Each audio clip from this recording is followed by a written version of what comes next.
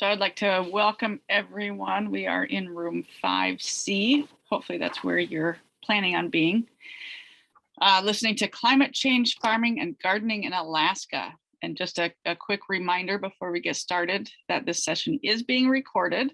So if you don't wish to be on the video, you can keep your camera off. My name is Amy Seitz, Chair of the Alaska Food Policy Council, and I will be moderating the session today.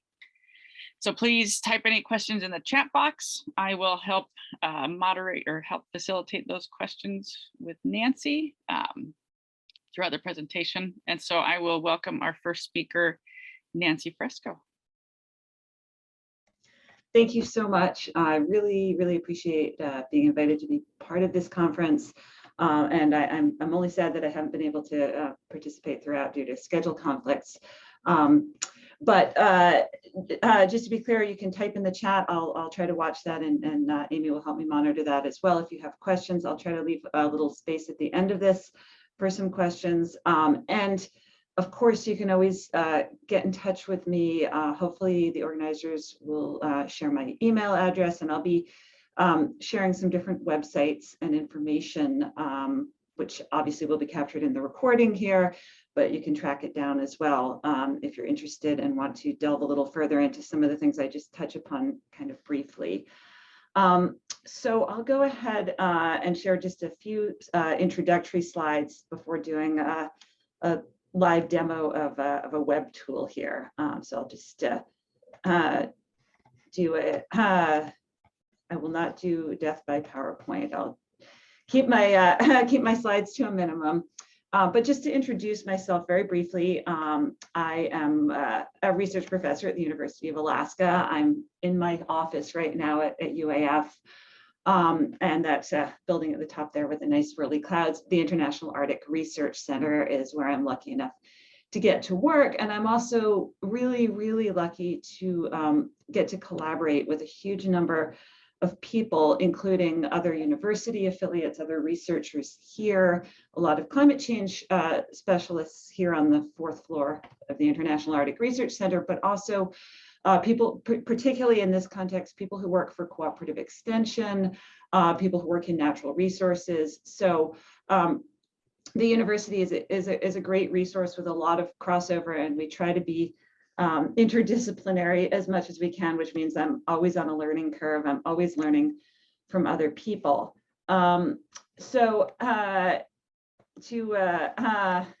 just very briefly give you a little bit more background on myself, I do climate change research, but of course, climate change is a huge topic. My background, my PhD is in biology. You'll note that that does not make me an agricultural specialist at all. So again, a lot of learning. And within the International Research Center, the subgroup that I work for is called the Scenarios Network for Alaska and Arctic Planning. We've been around for 15 or 16 years now. This is kind of a joke about how we got our name. But the short version of this is that we do climate change projections. We have a lot of data about the future of climate. But the key point is that we always want to try to figure out adaptation stories that make sense and that match with the questions that real people have on the landscape, whether that's communities, whether that's federal land managers, whether that's somebody trying to plant their own garden. Everything we do is collaborative. So we're trying to take big data, terabytes of data, and make it usable, make it functional, and make it actually address the real problems that real people have. So planning is at the core of what we do. We take a long look at the future, often decades out into the future. What's the long picture for climate change? And what does that mean for all of us here in Alaska? So I'm lucky enough to get to work on a really wide range of projects. Obviously here I'm talking about one project. It's about agriculture, it's about food. But when I move over to our website, you'll see that there are lots of other stories to be told. This is just a logo palette, some subset of the different types of groups we've worked with over the years, just to give you a sense. These projects are collaborative. What does everyone want from us? Well, this is what we have, lots and lots of data, so much data, but that's not necessarily, people don't usually come to us and say, hey, can you download terabytes of data for us? So this is where I segue into kind of the real deal. This particular project, which was actually quite a small project and a bit of a reach for me. As I said, I'm not an agriculturalist, but it had long been a question in the back of my mind with all these climate projections that go out for decades that give some idea of what our future might look like with ongoing climate change, given the uncertainties about how we globally, we humans, may deal with climate change, either reining it in or being worse actors than we already are. There's some divergent projections, obviously, but what do those projections suggest, particularly with regard to questions about food, about what we can grow here?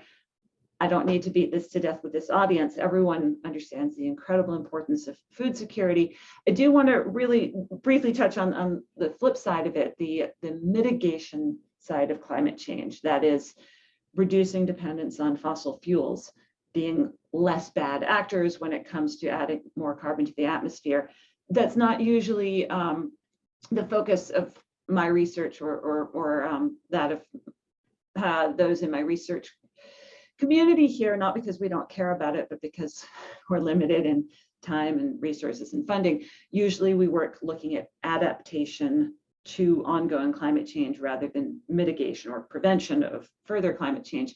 But I think that there's an interesting crossover here, because part of caring about food security is recognizing that if we're bringing food into Alaska by air, by barge, by truck, all of those are fossil fuel dependent, transport dependent, and that the reality is, if we're going to mitigate climate change, growing local, being locally self-sufficient is beneficial, not just because local food is better, is fresher, stimulates the local economy, gives people jobs, all the things that everyone here already knows, but it also burns less fossil fuel. So this is kind of the end of my introduction here, and I'm gonna switch instead to showing you what the questions were, what we created. As I said, it was kind of a small project. It's preliminary. There's a lot of room for growth here, but I'm going to share a different part of my screen. And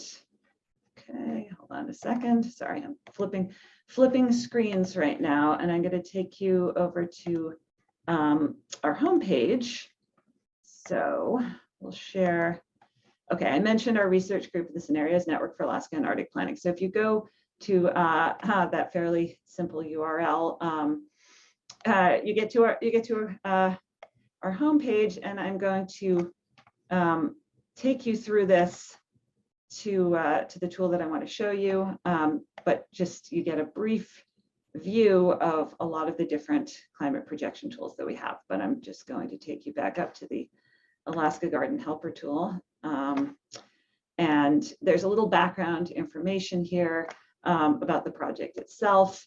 I'm incredibly grateful to those who provided us with guidance and advice. The peony growers, some of the local farms, particularly, well, there's Calypso Farm, and then not so local, Teonic. We had advice and help from Cooperative Extension, knowledge from them in framing what questions and what data were used for this. So I don't want to skim over that too quickly, but I do want to jump into the fun part here.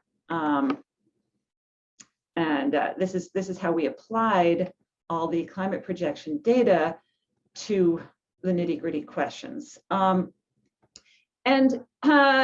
There are questions that we could not address with a limited project, with the data we had at the time, with the amount of time and effort we were able to put into it. So at the beginning of the project, those who were advising us, those who were working with us, talked to us about the particular climate-related factors that affect growing. Now you'll see this in this tool, we have 4 different tabs, and I'm going to show you each of them, but there's growing season length. And this is a tool where you can select your threshold and you can select your community. Here you see Fairbanks. We're Fairbanks biased, that's where we are, but there is a drop-down menu.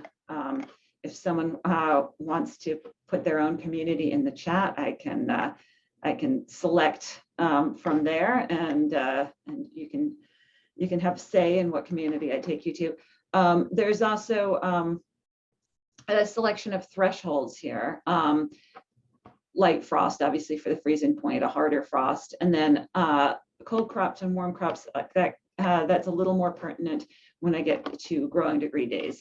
But I'll just give you a quick overview of the 4 tabs here and then get back and jump into them. So growing season is the number of days consecutively in the summer season when it's above whatever threshold is selected. So in this case, we have Fairbanks, we have it being above freezing. And I'll circle back to that in a moment, but I want to show you all 4 tabs to start with. Annual minimums.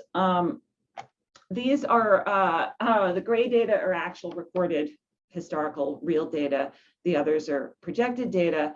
But these are what is the coldest day for a particular day of the year. So today's March 19th. What is the coldest March 19th that occurred between 1980 and 2009? So those data points, of course, there's a bit of a scatter to that because you have, variety. But what you see here is that those coldest days are projected to shift enormously. And again, I'll circle back to each of these tabs. I just want to show you what's there to start with. Growing degree days. I suspect this audience is a little more familiar with the idea of growing degree days than others to whom I've shown this tool. But these are cumulative. And again, here you have the option to choose not only the community you want to look at, but also the threshold.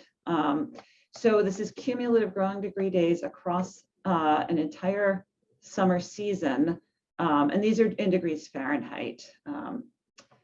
And then the last tab, these should look oddly familiar and yet strangely distorted. If anyone is familiar with typical USDA hardiness zone maps. These are not official USDA maps. We made them ourselves. We just copied the color scheme used by the USDA. And you notice immediately with these 4 decades, they're historical, 2010 to 2039, 2040 to 2069, and then all the way out to the end of the century.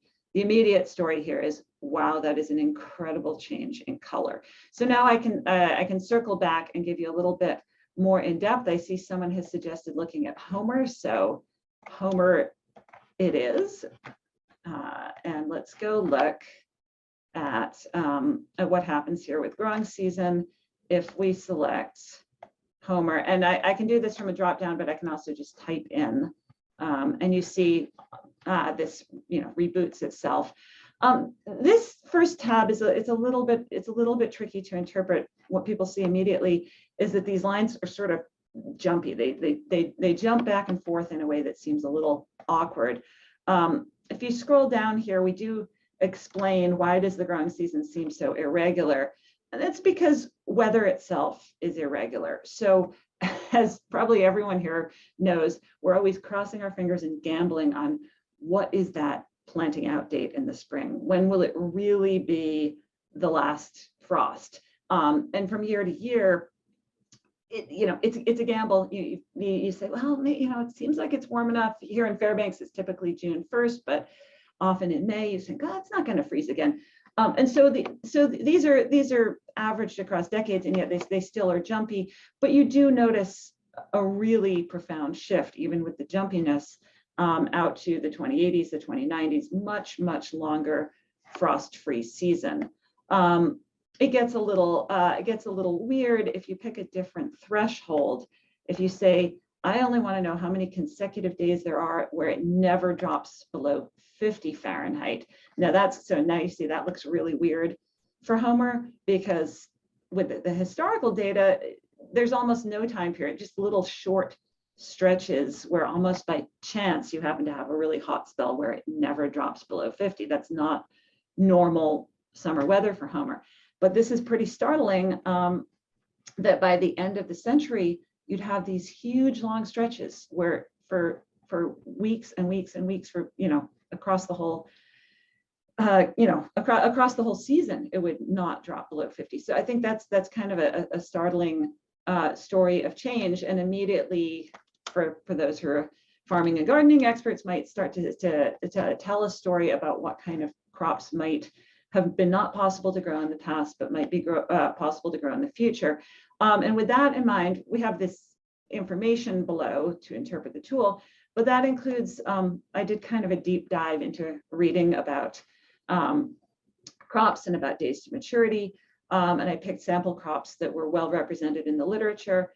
And you notice this table that I created has baseline temperature thresholds. So these are cold crops, and then these are in the middle are crops with a 40 Fahrenheit threshold, and then these warm crops that won't really do anything for you unless you have temperatures above 50.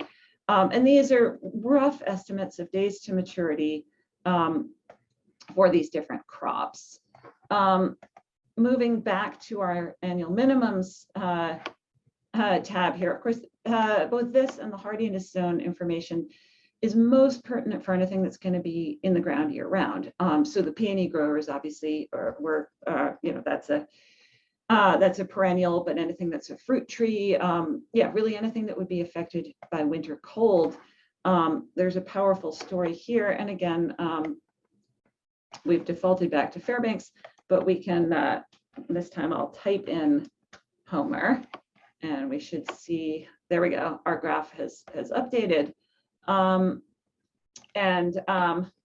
What you see is a similar pattern, obviously shifted. Homer's not nearly as cold in the wintertime as Fairbanks is, but you see a pretty profound shift, particularly in the wintertime. So you see this starts, January 1st, and then goes through. So summer is in the middle here, and then back to fall and winter.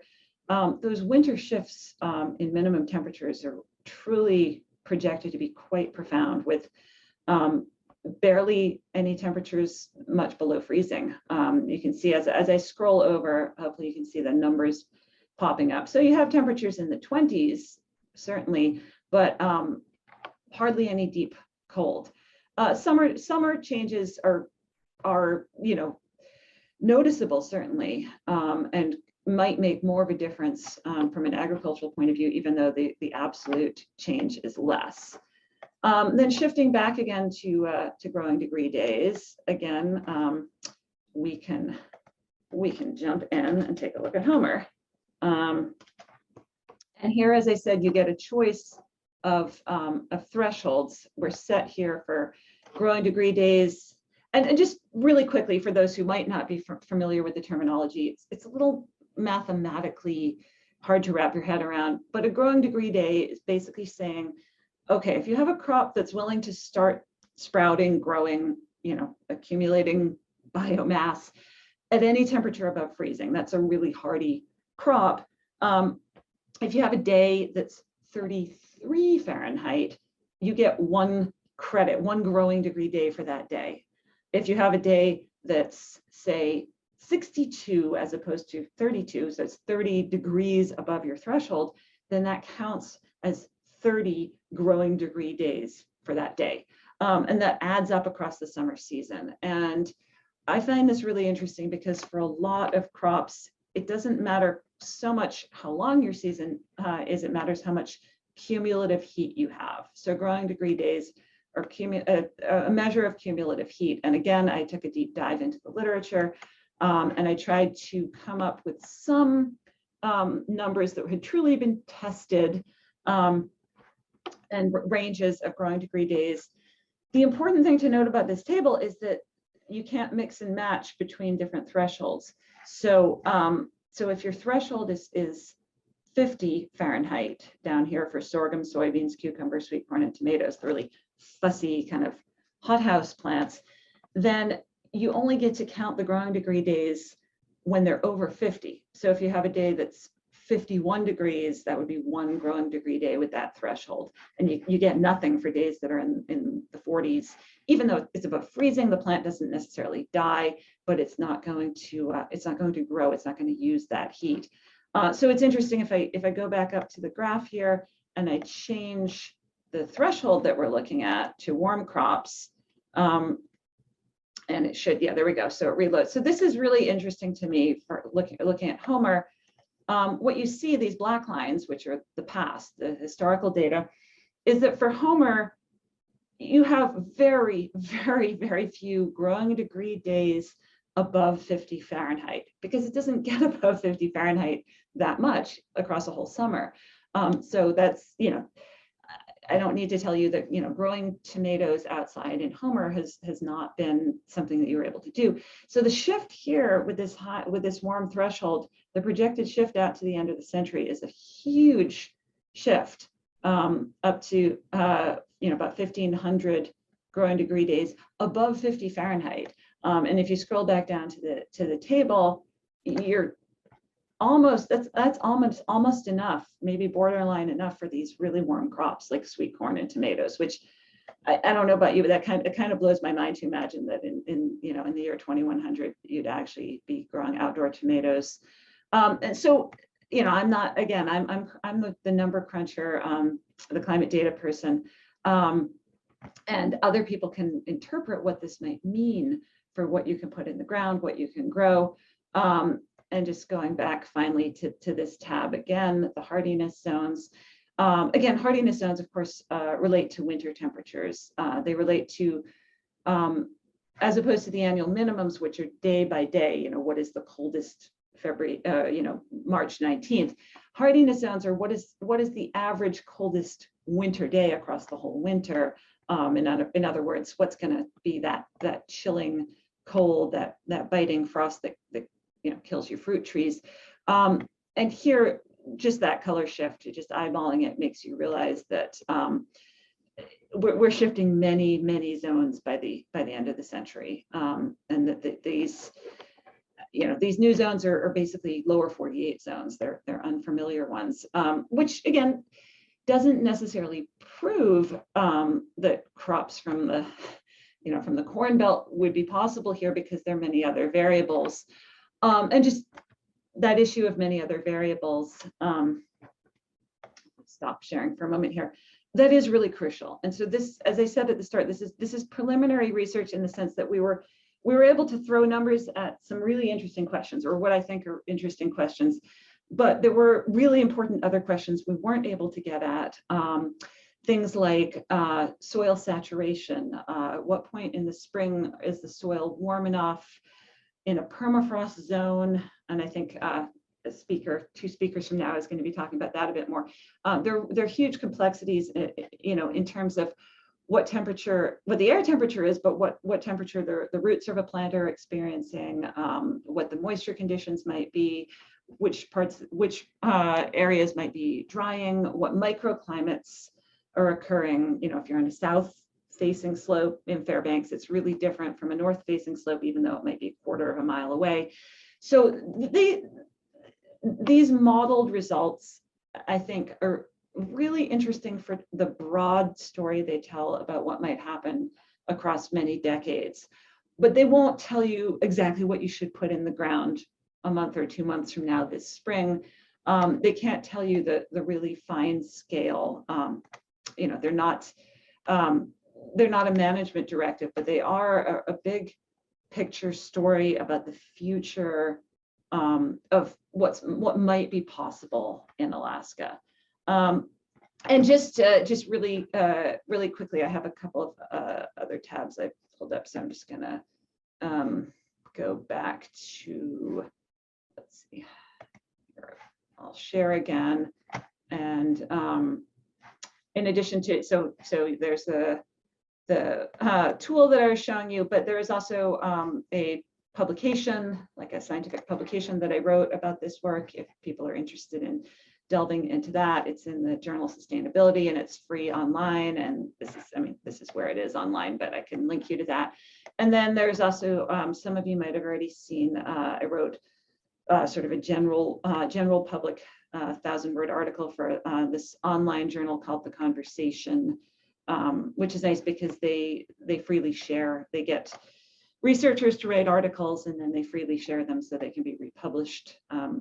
This one got republished in a few different places. And I mentioned the Food Policy Council and their work in here. So if you're trying to find a summary of what I've just gone through a little too quickly, there's these two, this kind of general summary and then the more scientific summary of the work. And then of course the website itself with a little background there. And I'd love it if people dive further into our website and read about some of our other climate change work and other projects. We're always looking for more collaborators. We're always looking for partners who might be interested in working together, getting grants, new research. So I think there are a ton of possibilities for expanding this work. And I'll stop. I see there are a couple of things in the chat. Oh, great! Someone has linked the article. And there's a question: why is the 2010 to 2019 data shown in green as projected? Okay, yeah. So that is really confusing. This project is from 2 years ago, and so we were still we haven't it's hard to describe everything about our climate data without running wildly over time and boring my audience. But since our research group has been around for 16 years, the future has become now, and there's sometimes overlap between what is historical data and what is projected data, and sometimes we have both for the same time period. So when this tool was created, it was still 2019, and so we didn't have a complete decade of real data. There's also a delay, of course, in real data being fully available. The two climate models, yes, I skipped right over that. That question's there in the chat. There is an additional choice that can be made. I'll just very quickly go back to this. I didn't even explain why in the tabs where there are choices, you can choose your community, you can choose your temperature threshold. You can also choose two different climate models. And I apologize, I skipped right over that. You get different results for two different climate models. And that we put in there to keep us honest, to show the uncertainty in models themselves. And this information is available on our website, describing what models we use, why we selected them, how we selected them. But we tried to use two that, for want of a better term, I'd say sort of more optimistic and more pessimistic. These are large global circulation models. They basically predict how the excess heat from the greenhouse effect is likely to be redistributed around the globe by atmospheric currents and oceanic currents. So in short, we know that we have too much insulation from the excess carbon gases in our atmosphere. We know the Earth is getting warmer because of that excess greenhouse gas.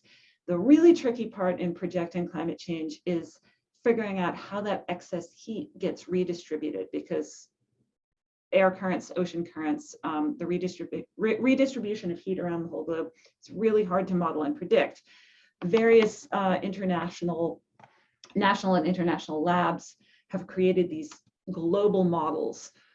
So we don't create the global models, but what we've done is selected some of the ones that seem to be the most accurate, that perform best for this particular region of the world.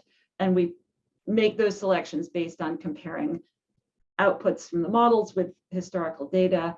Then we take those models and we scale them down so that they're not just really rough and broad for the region, but actually pertinent down to about 1 kilometer in scale. And we scale them down using information about topography and truthing them with real climate data from actual weather stations. And I apologize, I can't get into, I'm 1 minute shy of the end of my time. So I don't want to gloss over some of the complex science behind it. A lot of the descriptions are there on our website, and we do welcome questions about the models we use and why we use them and what it means to have a range of possible futures represented. Hopefully that helps. Is there any last question? And yeah, you can, I'll try and stay timely here. And as I said, feel free to email me, call me.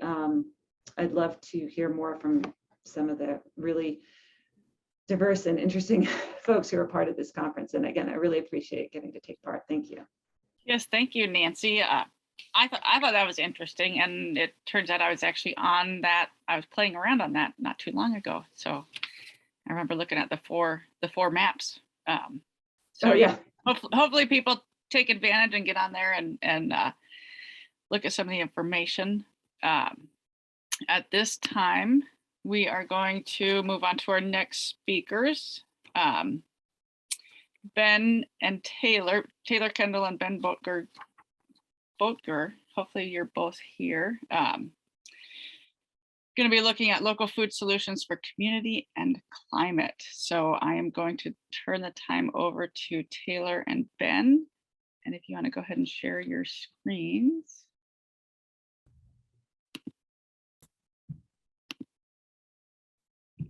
And hopefully I pronounced your last name correctly. It's Betker. The O is silent.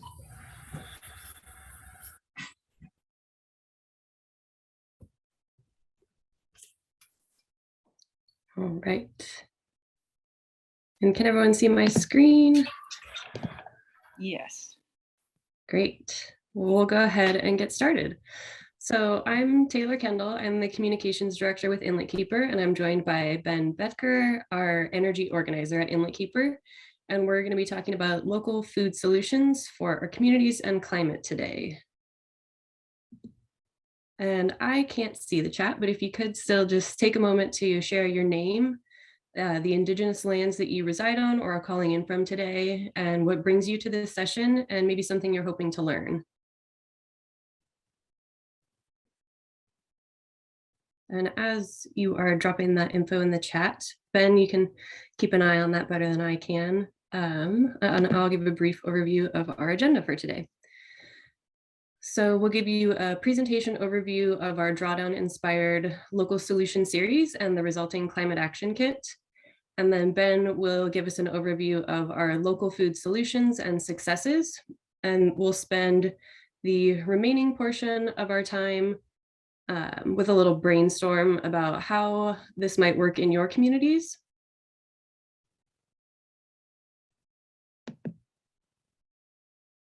And I'll turn it over to Ben.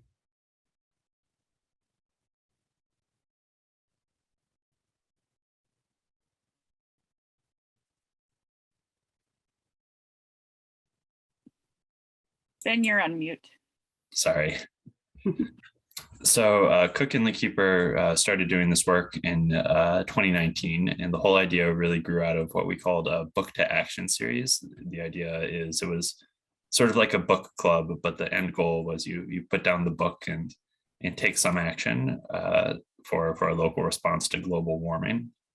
And the book we used for this was kind of the perfect book. It was called Drawdown, edited by Paul Hawken, subtitled The Most Comprehensive Plan Ever Proposed to Reverse Global Warming. And you might have seen this book. It was fairly popular in 2019. It lists 100 solutions for global warming, and it analyzes and ranks them on kind of a global scale. And what we were interested in doing was localizing that analysis and figuring out what the best solutions were, not on the scale of the world, but in Soldotna, and what were the most practical solutions in Soldotna. So we'll tell you more about sort of how we structured this and how that feeds into the action kit. But first we're going to elaborate more on kind of the idea behind it, the thinking. behind this goal of breaking these local solutions down to see what would work or not work in Soldotna.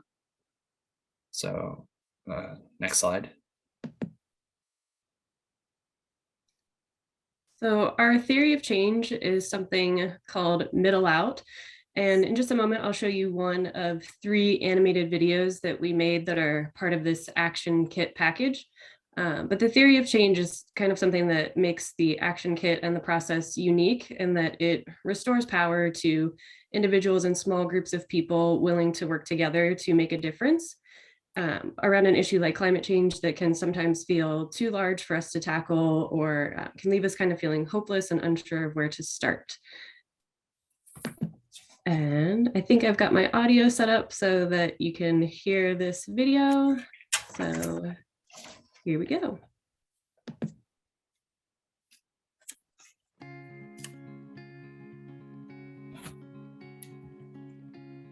Hi, I'm Kagan Koski, a student from Alaska's Kenai Peninsula.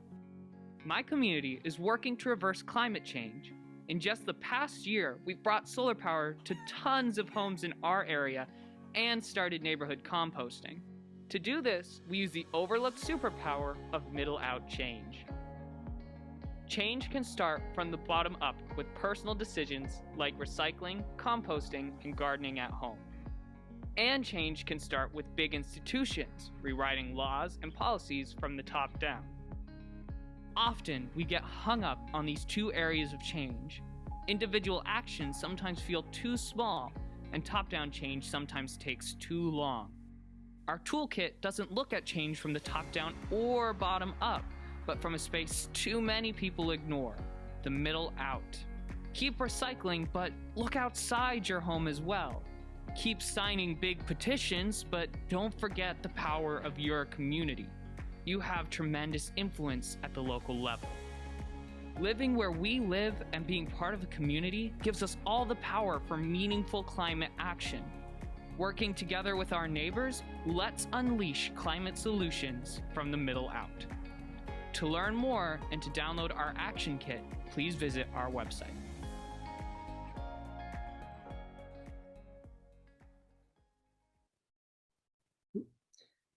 So that was just a little bit more about our theory of change, and Ben is going to walk us through the process and some of our successes.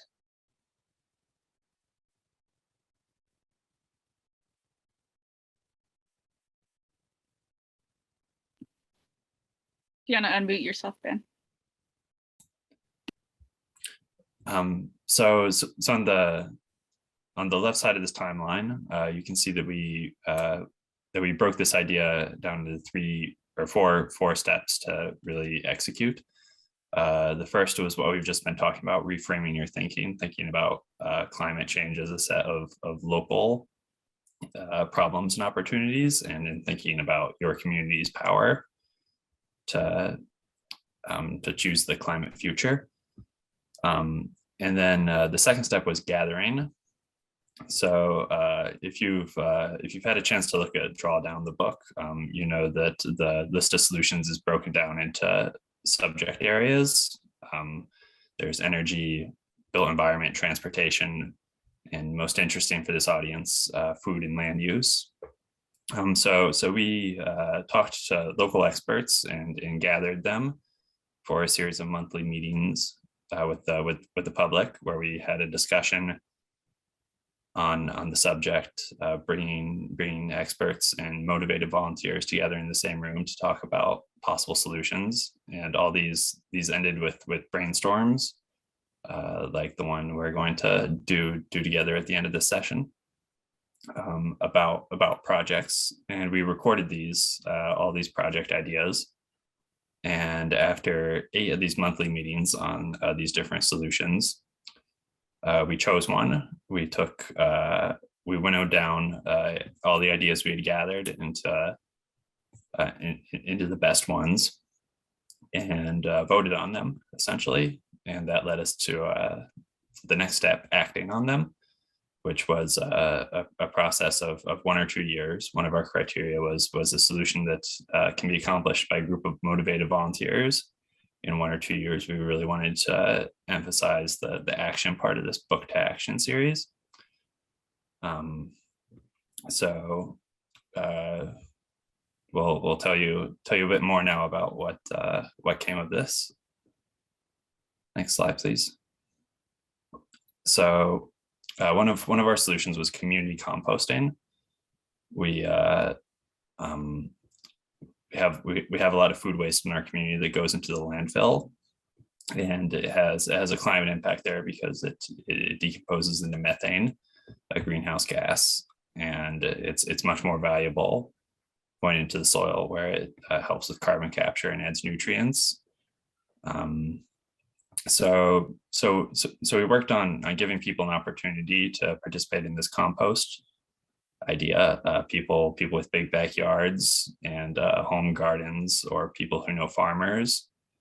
It's fairly easy for them to, throw their food scraps into one bin instead of another and put it into the ground. But for people who live in apartments or don't have property or have no access to gardening, it's a little bit more difficult. So we kind of stepped in to fill that role and collected over 120,000 pounds of compostable material.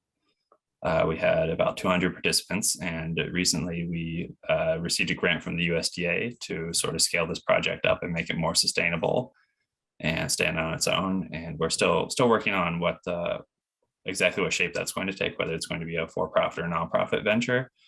But it's sort of grown roots, and it's in the community now. So we're very happy with that. Next slide, please.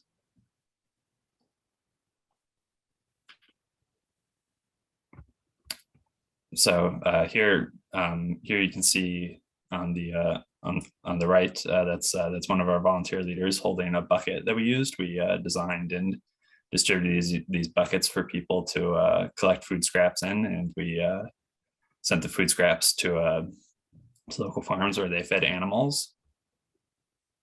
And you can see more volunteers. We really marketed the charisma of farm animals. One of our slogans was feed chickens, not landfills, and that's what we did. We fed these food scraps to chickens and used the manure as compost. So it was adding value back into the system. And the buckets sort of became kind of our little signature product that we used to get this idea to people.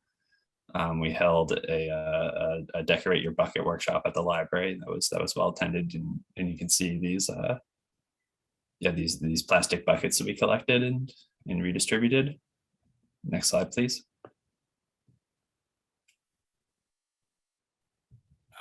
So it was very successful. It continues to be very successful. And the other project that we did, we had originally intended to do one, but we ended up doing two. Was Solarize, which some of you may have seen.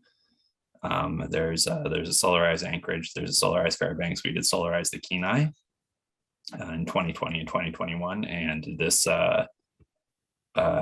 kind of pooled the buying resources of people interested in solar to make it to lower the logistical and cost barriers.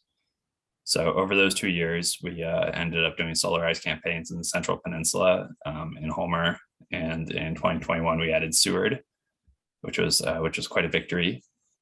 We installed almost a megawatt of distributed solar on people's roofs and in yards at 146 homes and businesses. Next slide, please.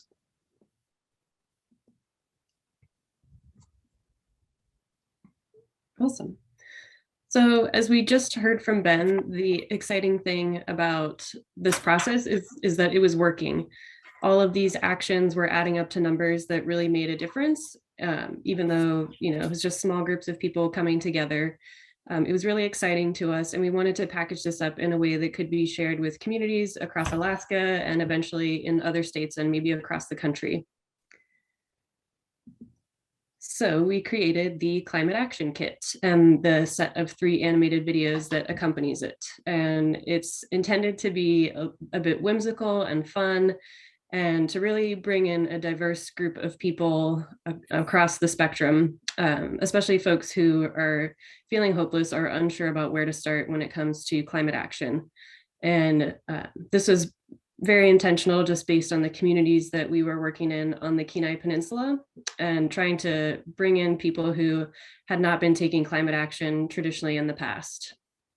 And so the design of the action kit is intentionally supposed to be very approachable and fun, and just different than anything that we've worked with before. And it is truly a labor of love. So it was mostly written by Ben, and the artwork is by our colleague Caitlin, and it was assembled by myself to make this process something that we could get into the hands of people in other communities, to go through this process of reframing climate as a solvable problem and gathering people who are ready to take action and get involved, choosing a solution that will work for their communities with the resources that they have available, and then getting to work and taking action.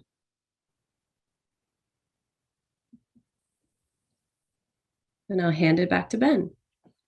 So for the rest of the session, we're going to put this idea into action.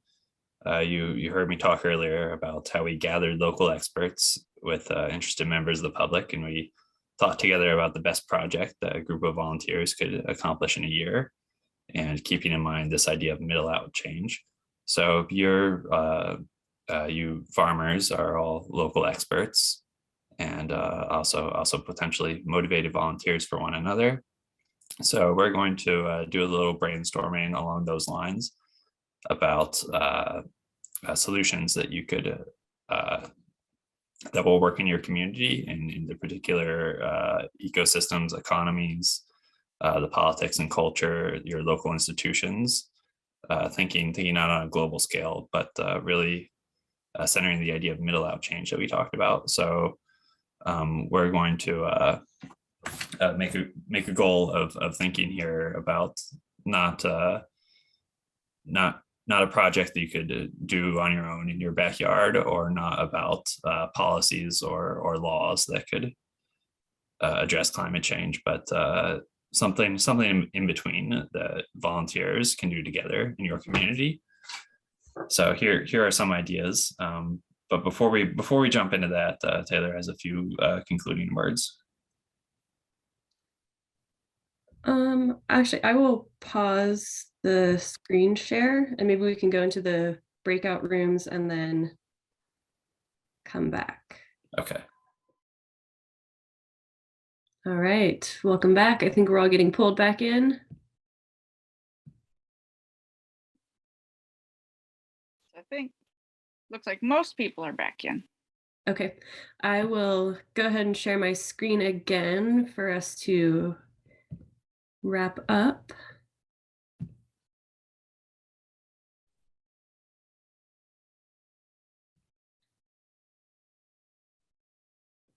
Okay, and can you see my screen okay, or is there a big black box? And We can see it fine. okay, No black box. All right. Well, thanks everybody for being here on a Saturday morning and spending some time with us, and for indulging in some breakout rooms to chat with us. I hope folks had good side conversations while you were out there. So we shared a little bit about the action kit and the process, and we are happy to answer any questions before we wrap up today. But we're just excited that you were here to learn a little bit more about how our communities are using food solutions to do our part in combating this global issue of climate change that I think we're probably all thinking about. If you're interested in checking out the full 28-page action kit, it's available at inletkeeper.org/action kit. And the series of 3 animated videos are available there as well. It is a living tool. It's something that we're constantly looking for ways to adapt and change and create additional resources so that it's most useful to a broad range of people and communities across Alaska. So if you know somebody who might be interested in utilizing the action kit or just kind of learning more about it and how they might utilize it in their community, we would love to hear from you and that person.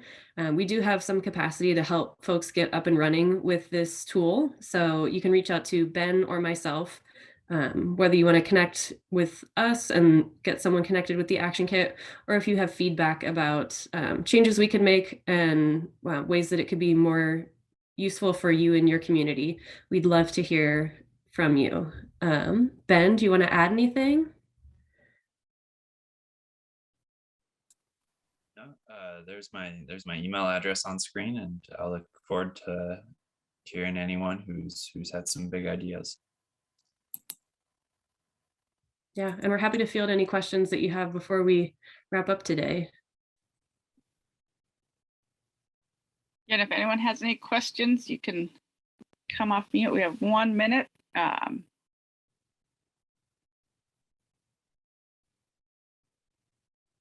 Thank you for the presentation,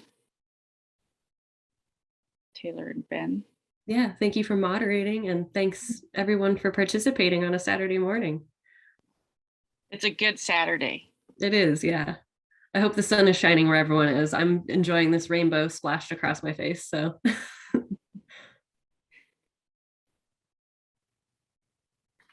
All right, well, with that, I don't see any questions in the chat. All right. Well, folks have our contact information and you know where to find the action kit. So that's it from us. Yeah, thanks for coming. All right, thank you, Ben and Taylor. We're going to move on now to our next presentation on permafrost grown with Glenna Gannon, Melissa Ward, and Brad St. Pierre. Thanks, Amy. Can everyone see this? Thumbs up. Yes. Okay.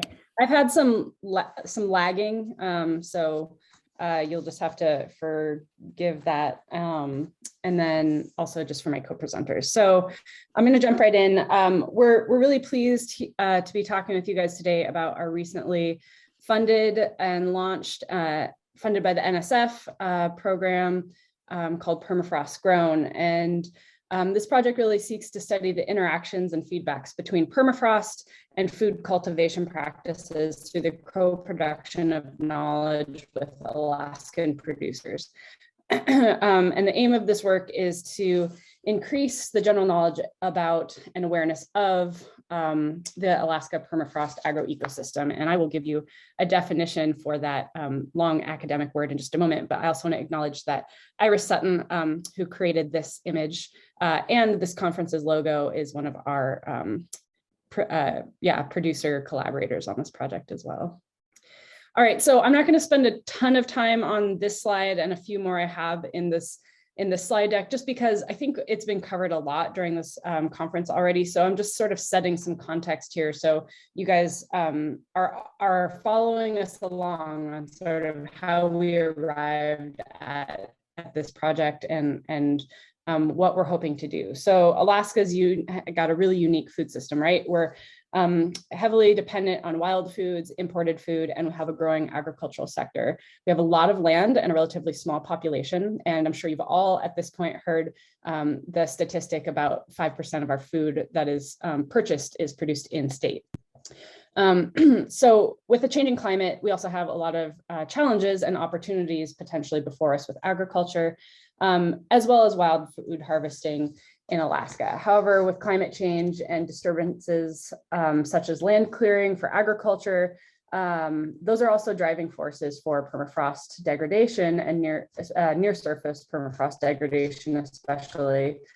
And in some cases, this is already leading to negative outcomes, specifically like field abandonment, decreased access to traditional foods, and so on. So in this presentation today, we'll talk specifically about the interactions between permafrost, food cultivation practices within permafrost affected soils. And so that's where the term permafrost agroecosystem comes from. It's all of those things interacting. Oops. Let's see. So more context, why this matters. Alaska is pretty heavily food insecure, not just about our access to food and food supply chains, but what Alaskans actually eat or eating right now. So these statistics are from Feeding America. And, you know, I think many of us are already aware, but the urban areas of the state have lower levels of overall food insecurity. However, our more rural areas, which are not connected to the road and rail belt and transportation systems, tend to be much higher in food insecurity rates, especially when compared to the national US average.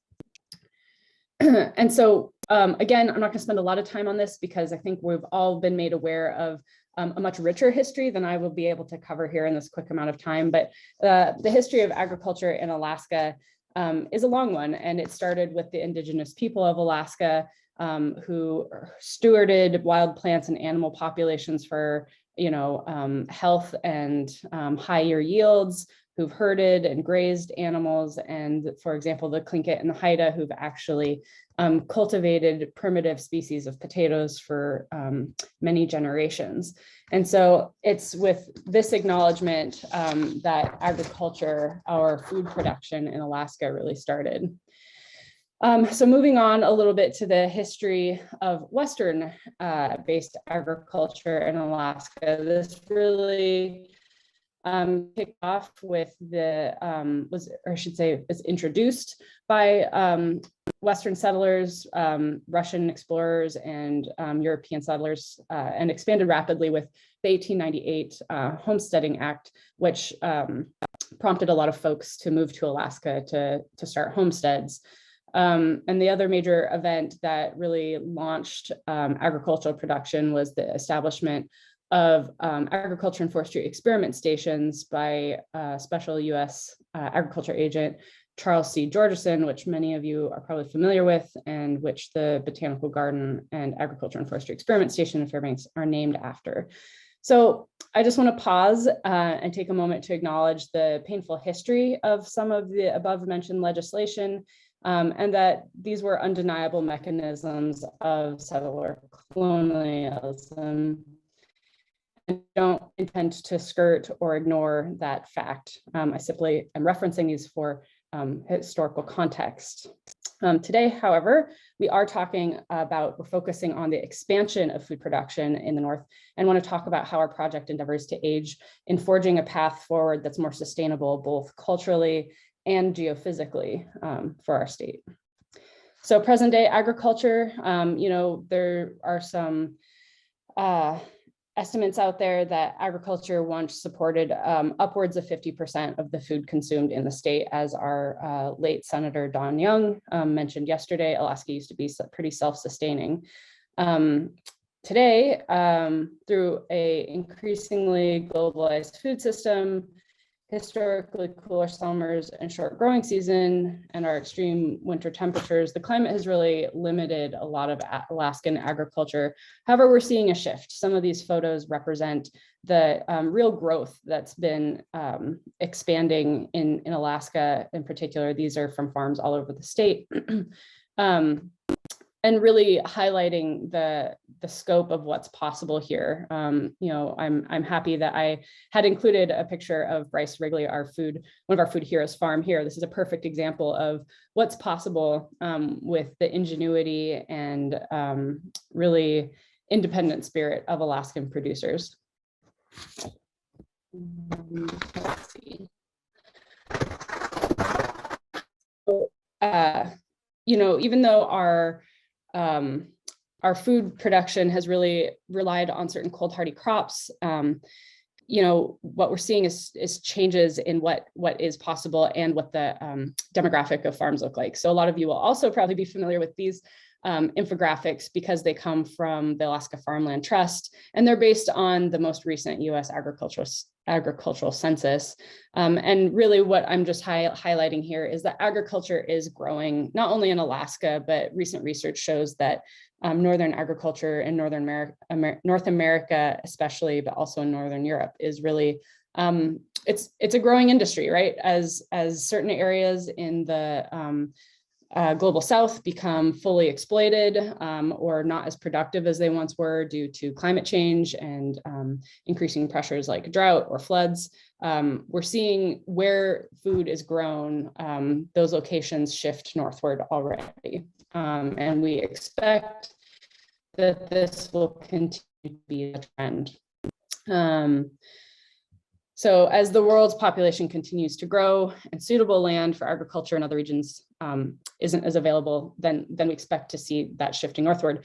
And this leads us to the climatic, the environmental conditions, which will affect this as well.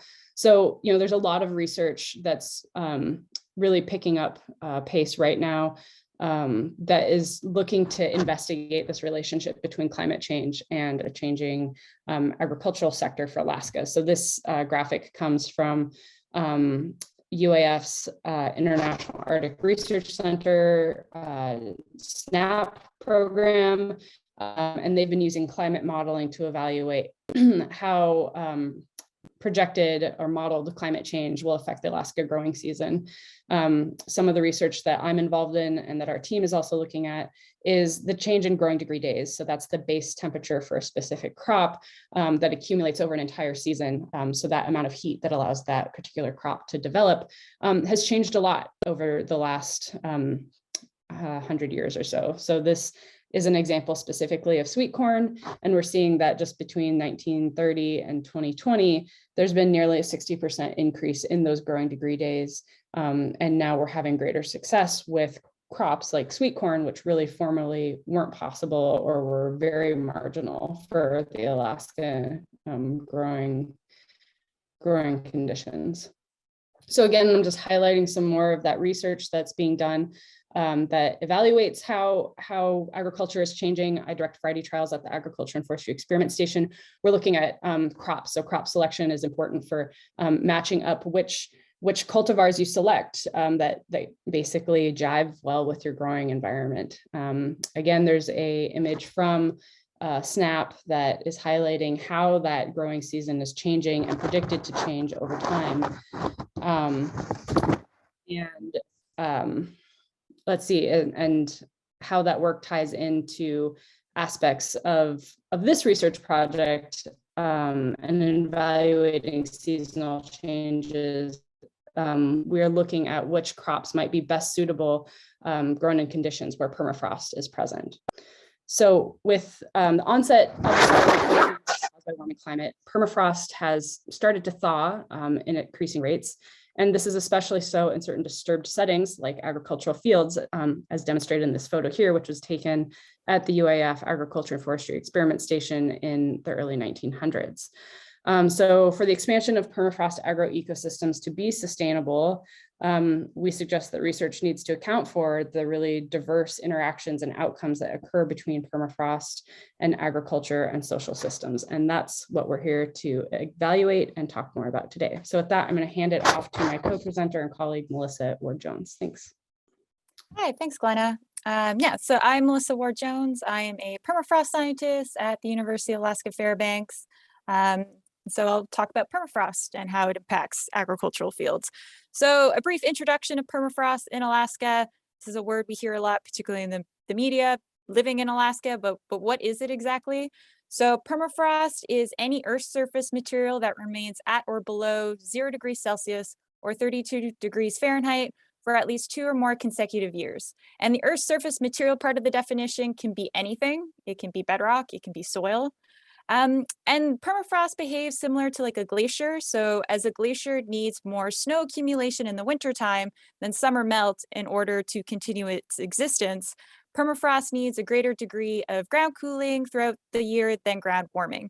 And about 80% of Alaska falls within a permafrost category.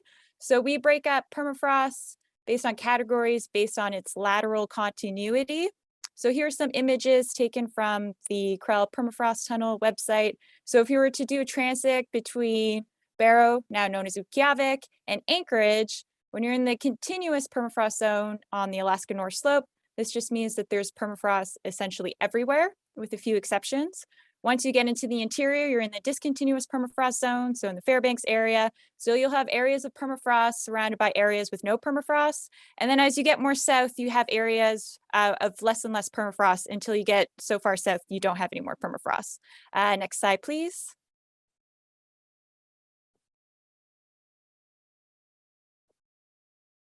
And so why does this matter? So the one big takeaway from this presentation that I'd like everyone to have is that permafrost is different everywhere.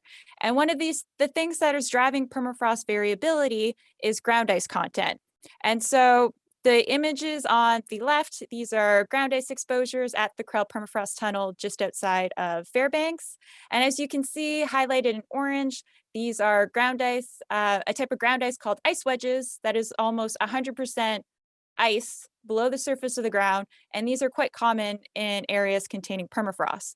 But then the image on the right, as you can see, this is an example of ice poor permafrost, and you can't see any visible ice present. And why this is important is the response of permafrost to thaw and warming. Next slide, and please start video. And so to demonstrate this, my husband and I, who's also a permafrost scientist, we put together this video. We have 3 ground ice cores that'll pop up in a sec, high ground ice content, moderate ground ice content, and low. And we set this up on our kitchen counter last winter and set up a time-lapse camera that took a photo every 10 minutes, and we let it run overnight.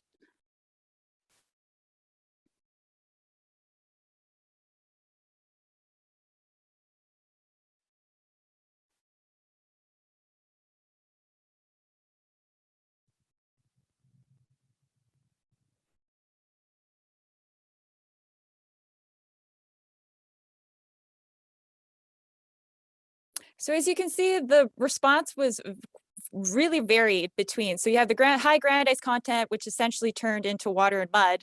And then you have the low ground ice content that, looking at it, you couldn't actually tell if this is permafrost or not. You would have to measure the temperature to confirm that. Next slide, please. Oh, keep going. Next. Yeah. And so this is really important when we started thinking about agricultural activities of how this could impact agricultural fields. And so here's an example of an image taken at the Fairbanks experimental farm at UAF in 1939. This ground surface was completely level in 1932, but because this permafrost had a higher ground ice content, the ground ice occupies a volume within the ground, and when the permafrost thaws and the ground ice melts, that volume is gone. And so this is the surface expression of permafrost with a high ground ice content thawing. So we create these what we call land surface subsidence, so just the ground surface lowering, and some people also kind of describe this as sinkholes. Next slide. And so, yeah, so this is where permafrost grown comes in. So we're really interested in trying to understand these systems because there's not much known with how permafrost and agriculture interacts and what the feedbacks are. So we were working directly with farmers, and Brad St. Pierre, who's going to present next, is one of our farmers in our research project. And so most of our sites are located in the greater Fairbanks area. So the red dots on the right image is showing the locations of our sites. And then we also have a site in Bethel and Anaktuvik Pass. And these sites all represent a range of permafrost conditions, so low ground ice to higher ground ice, and as well as different agricultural activities. Next slide, please. And it's important to account for this variation because different kind of crops and cultivation practices are going to interact with permafrost differently. And a big goal of our project is to develop mitigation strategies with farmers and for farmers. So if you have permafrost in your field, you have some strategies that you can use in order to manage your permafrost, but also your strategies is going to differ depending on what you're growing or if you have animals. So for example, the leftmost image, sorry, go back.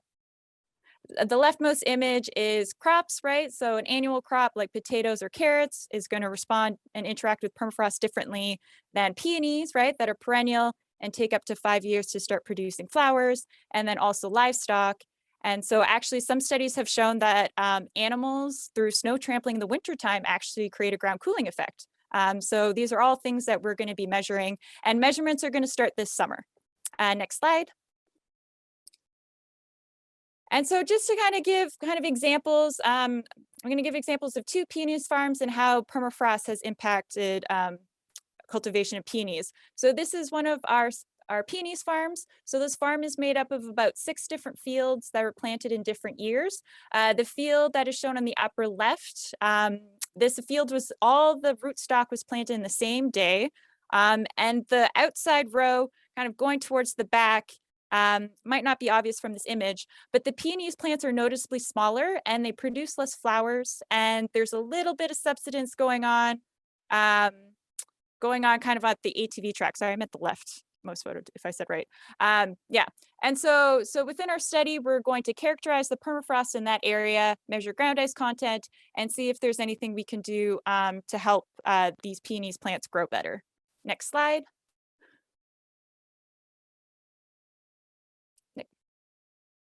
Next slide, Pete, please. And There's so a bit of a lag. oh, sorry.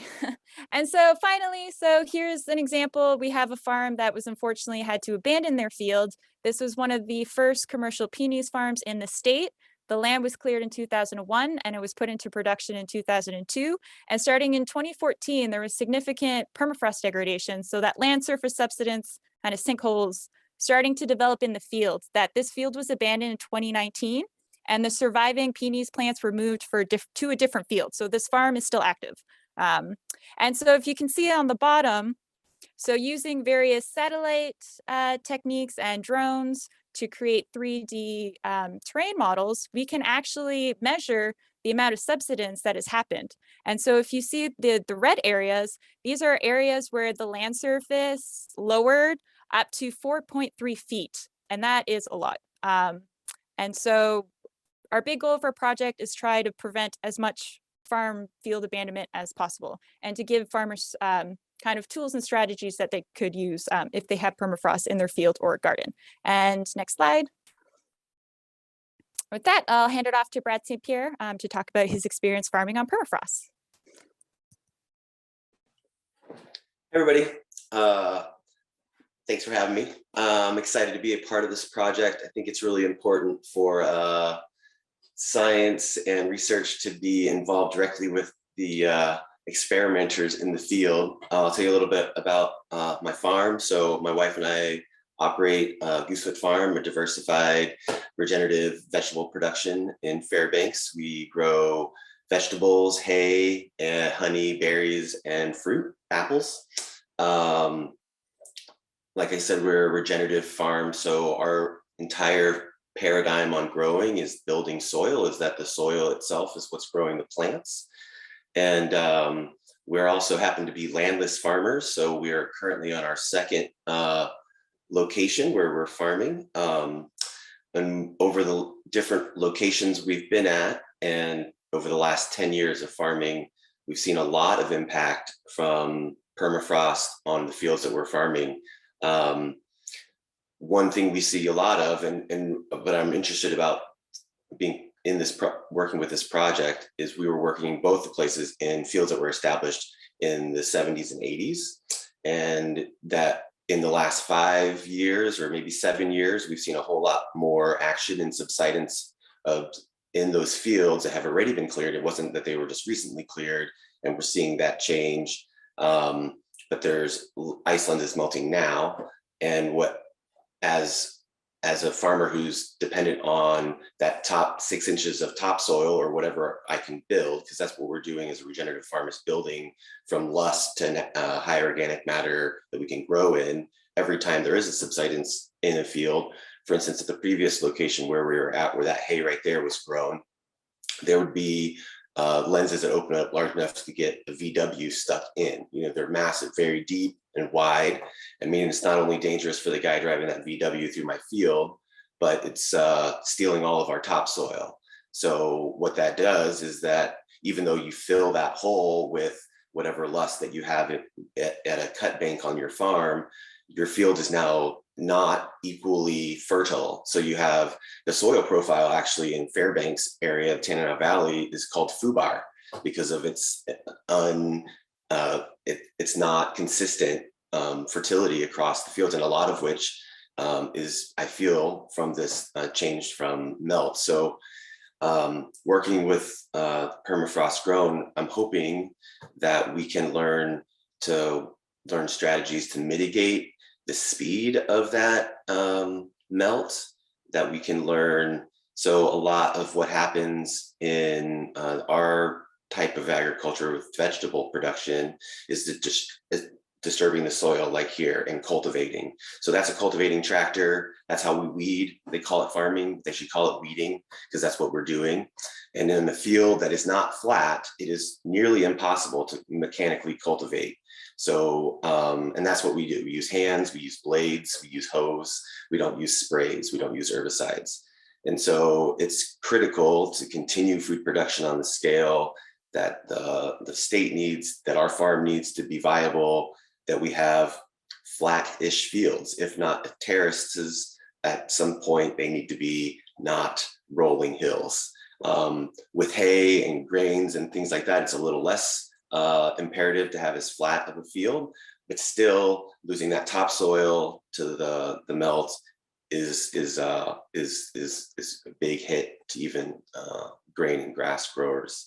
So yeah, I'm excited that we're going to have an opportunity not only to learn about field crops, but we have a lot of covered space like high tunnels and greenhouses, and what the effect of those are on the melt and heat of the soil, what cultivation, tilling, or harrowing the field, how that increases speed of degradation. And then I just watched Dr. Fresco's presentation about her modeling going forward, and what the frost-free days and are going to continue to increase, and what that's going to do to the increased speed of the degradation of our fields. And trying to see it in the silver lining that there could also be potential opportunities with that warmth. But from our experience on the field farm, it's less about air temperature and more about soil moisture that is preventing planting or the destruction of crops through the season. And what we've seen over the last decade is wetter summers, especially in Augusts.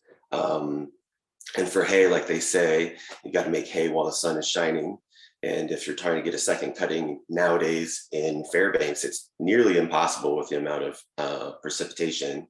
And though we may have earlier frost-free days, the ground is so wet from the increased snow loads in the winter that our planting date hasn't really extended much earlier. Is that we're still dealing with those wet soils.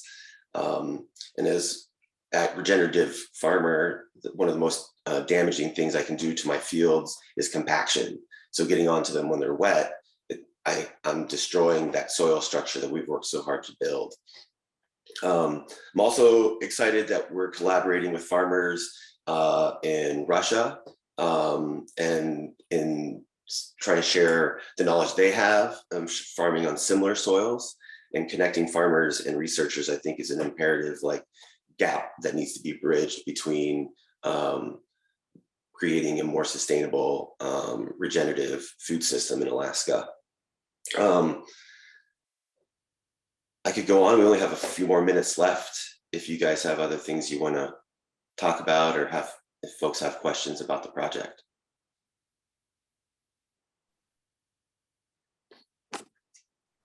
You're welcome to keep talking, Brad. We just have Okay. a bunch of closing slide, but if you have some final thoughts. Yeah, in the end, what I hope is the takeaway is that we are just a dot on a dot on a dot. And my perception as a farmer is that my field before it was cleared in the 70s was a forest. And the most important thing I can do is that, not though it could be farmed for a long period of time, we're still just this dot, and what that field really wants to be is a forest. And my charge is to make it the healthiest forest it could possibly be. And so by learning how to mitigate the impacts that I'm having on the soil and becoming a more responsible farmer that's married to the land that I am caring for and that I've been given the opportunity to be the steward of. And so hopefully this research helps my field be the healthiest forest it can possibly be. And we have a hand raised, Tikan. Thank you all for your presentation. It was lovely to learn about, and I think what you guys are doing is really important, especially considering the upcoming sales of the Nenana Tulchakit ag land development. I'm curious what your thoughts are. They're projecting a requirement to make improvements to at least 20% of the land purchased, I believe. And a lot of the projections are clearing of the forest.